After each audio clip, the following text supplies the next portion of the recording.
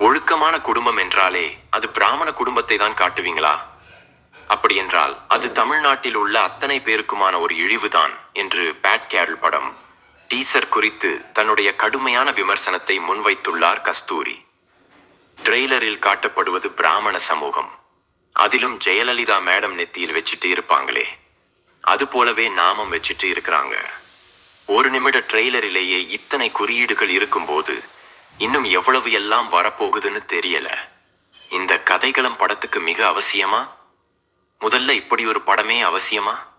வயசு கோளாறை பத்தி எடுக்கப்பட்ட பல தமிழ் படங்களின் கடைசி அவதாரம் தான் இந்த படம். இது போன்ற ஒரு லைட் ப்ளூ கலர் படங்கள் ஒன்றும் தமிழகத்தில் முதல் முயற்சி கிடையாது. நிறைய படங்கள் வந்திருக்கு. வாஞ்சரைக்குள்ள வண்டி, திரிஷா இல்லேனா நயன்தாரா, இருட்டு அறையில் முரட்டு குத்து, இப்படி வெவ்வேறு காலகட்டங்களில் படங்கள் எடுக்கப்பட்டுள்ளன. வயசு கோளாறு அல்லது பாலியல் இச்சைகளை வெளிச்சமிடும் படங்கள் நிறைய வந்துள்ளன.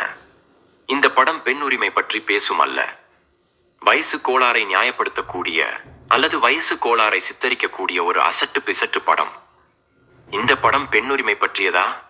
குழந்தையை படிக்க வைப்பதற்காக பாடுபட்ட ஒரு பெண்ணின் கதையா இது? அல்லது வேலைக்கு போகும் பெண் பாலியல் அச்சுறுத்தலுக்கு ஆளாகி அதை தைரியமாக ஆட்கொண்ட பெண்ணின் கதையா இது? அல்லது படிக்கவே கூடாது என்று மதத்தின் பெயரால் ஒடுக்கப்பட்ட ஒரு பெண் தடைகளை உடைத்து பெரிய படிப்பு படிச்ச பெண்ணின் கதையா? என்னது இது? 10ஆம் கிளாஸ்ல படிக்கிறதுக்கு பதிலாக ஏதோ பசங்க பின்னாடி அலையிற ஒரு அவுசேரி பெண்ணுடைய கதை. இது நாட்டுக்கு முக்கியமா?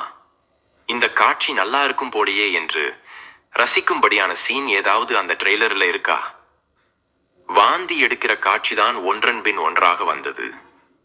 ஒரு பெண்ணின் வயசு கோளாறை படமாக எடுப்பதே தவறுதான். இந்த ட்ரெய்லரை பார்த்தால் குட்டி மினி ப்ளூ பிலிம் மாதிரி இருக்கு. முகம் சுழிக்கும் அளவுக்கு காட்சிகள் ட்ரெய்லரில் இருக்கு. தமிழர்களின் அடையாளம் என்பது சாதியோ மதமோ உடையோ ஊரோ கிடையாது. தமிழர்கள் படிப்புக்கு முக்கியத்துவம் தருபவர்கள்.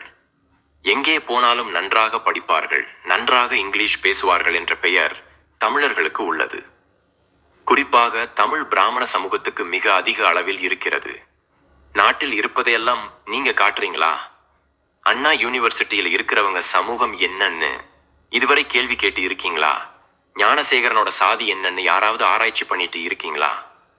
இந்த படத்தில் பிராமண சமூகத்தை தனியாக அடையாளப்படுத்த வேண்டிய அவசியம் எங்கு வந்தது?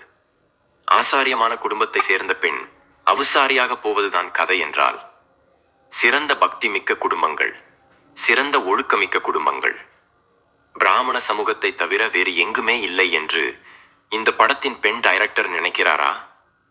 அல்லது வெற்றிமாறன் நினைக்கிறாரா? ஒழுக்கமான குடும்பம் என்றால் பிராமண குடும்பத்தை தான் காட்டுவீங்களா? அப்படி என்றால் அது தமிழ்நாட்டில் உள்ள அத்தனை பேருக்குமான ஒரு இழிவுதான் என்று கொந்தளித்து கூறியிருக்கிறார் கஸ்தூரி.